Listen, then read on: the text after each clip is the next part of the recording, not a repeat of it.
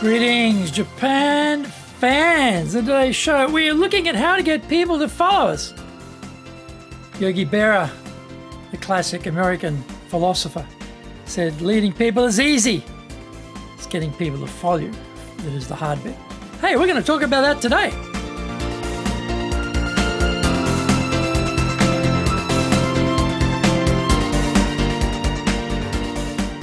Maishu, arigatou gozaimasu, and welcome back to the 7th year of the Leadership Japan series, and I'm your host in Tokyo, Dr. Rick Story, your corporate coaching and training guy, committed to your success, President, Dale Carnegie Training Japan, a best-selling author of Japan Sales Mastery and Japan Business Mastery. We are broadcasting around the world from Minato in the center of Tokyo, the leadership capital of Japan. This podcast brings insights, examples, experience about leading in Japan, and trust me, it is different here. Don't forget to subscribe and share this podcast with your family, friends, and colleagues. We are not being sponsored by Libsyn, but we value your privacy, which is why we have our podcast hosted by Libsyn. Unlike many other hosting organizations, Libsyn have a strict policy that does not allow access to your private information by anyone. Here is our daily podcast lineup on iTunes. Mondays, the Cutting Edge Japan Business Show. Tuesday, the Presentation Japan series. Every second Tuesday, the Business Touches in the Oshie Show. Wednesday, the Sales Japan series. Thursdays, the Leadership Japan series. And every second Thursday, the Business Pro Podcast Show. Fridays, the Japan Business Mastery Show. Saturdays, Japan's top business interviews. Before we get going any further, here's today's handy Japanese phrase. And it is yappari, yappari, yappari, just as I suspected.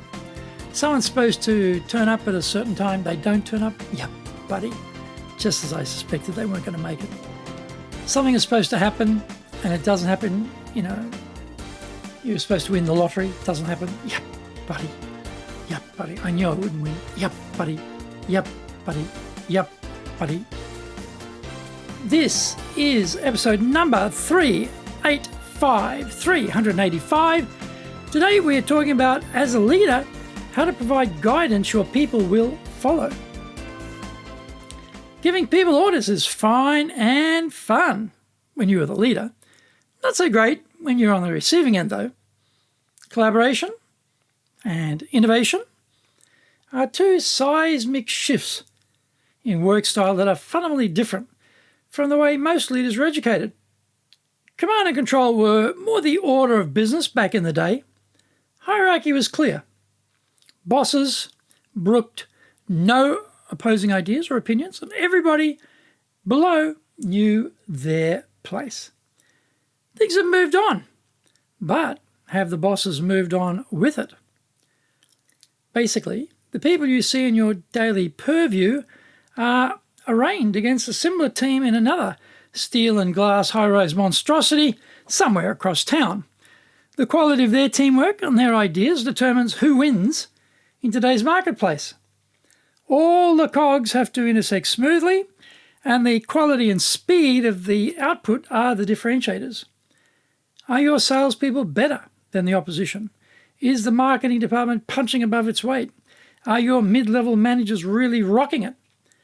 Clarity of purpose, inculcation into the cult of the why, dedication combined with smarts make so much difference when competing with rival organizations. The leaders are what make the difference. They are hiring the people, training them, and promoting them. There are so many deeper aspects to this. Is the culture profound or anemic? Is talent recognized, rewarded, and embraced as a competitive advantage, or are we checking the age and seniority on the straps on the slave galley oars? What is the communication mode? Is this monologue boss city, or are we engaging with a firestorm of vibrant, powerful ideas from below? Is the boss the chief know-it-all, or the orchestra conductor, molding the raw, untrained troops into a stellar team? Communication is at the centerpiece of all of this. When the boss communication is focused on direct orders, on the what and how, all day long, we breed robots. Why don't we push ourselves much higher? and go for motivational leadership where words capture souls and move mountains.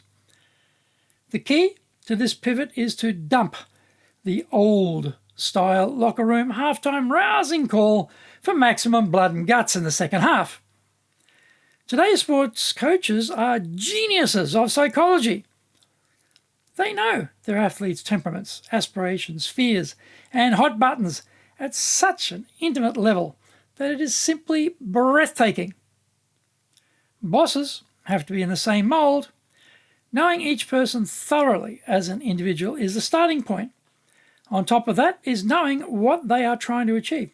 We become their cagey corner man in the ring, wiping away the blood and helping to focus their dizzy brains through the fog of the daily beatings going on in the marketplace. Find out more when we come back from the break.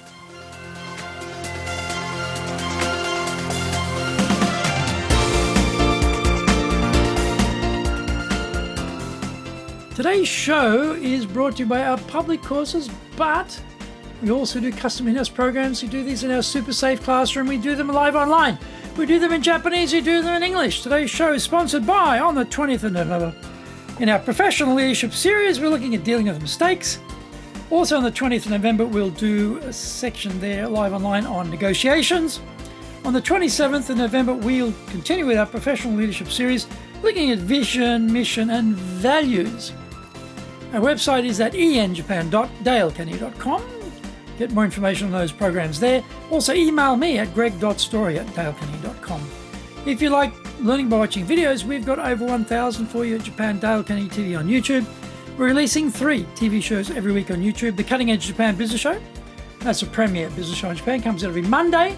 Fridays we have the Japan Business Mastery Show, and Sundays we release Japan's top business interviews, where I interview leaders from SMEs all the way up to the corporate captains of industry on one topic, leading in Japan. Every second Thursday, we release the Business Pro television show. Don't forget, get my books, Japan Sales Mastery, and it's the Bible for selling in Japan, and Japan Business Mastery, both available on Amazon.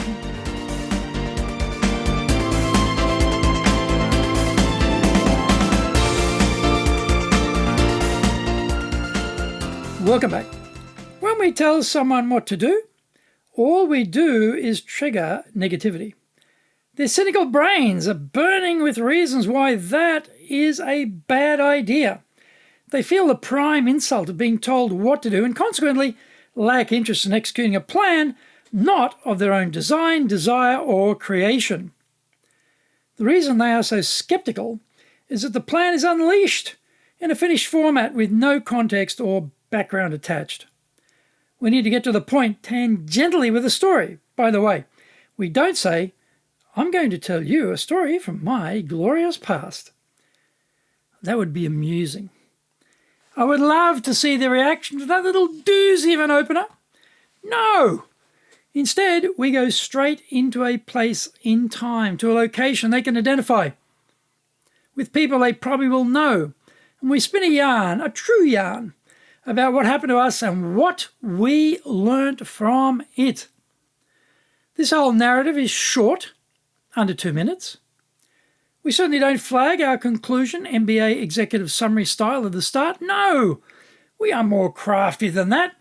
We are like eager ninja, luring the listener into our web of charm. We expose the background that led us to an experience and viewpoint on a topic.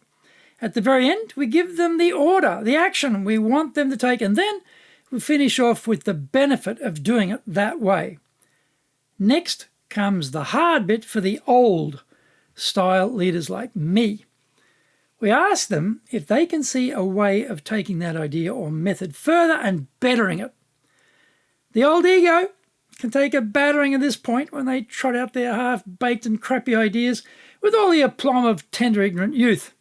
That is why we make an important intervention. We say, get together with others, you select them, and then together think about what I've said and come back to me tomorrow with your best ideas.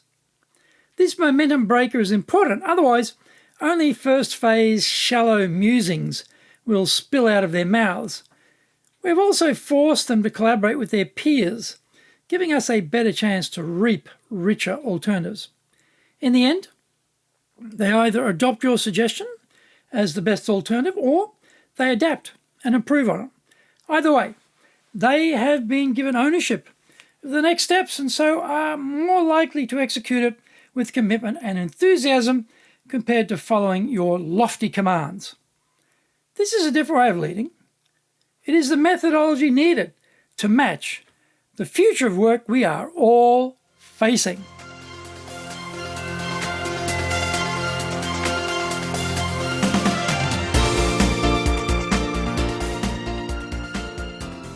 Thank you for joining the Leadership Japan series. If you found the program useful, tell your family, friends, and colleagues. Don't forget to subscribe and share this podcast. You can contact me at greg.story@dalecarnegie.com.